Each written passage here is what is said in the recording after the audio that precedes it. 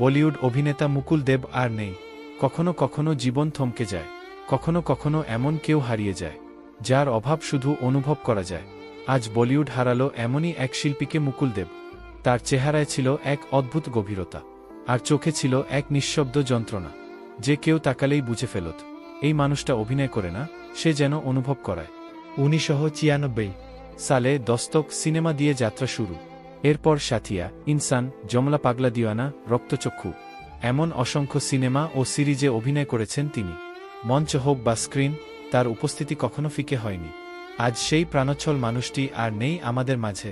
এই খবর শোনার পর যেন থেমে গেছে অনেকের হৃদস্পন্দন।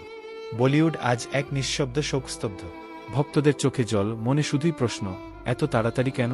মুকুল দেব, আপনি ছিলেন শুধু একজন অভিনেতা নন, আপনি ছিলেন একজন অনুভব, একজন নীরব শিল্পী।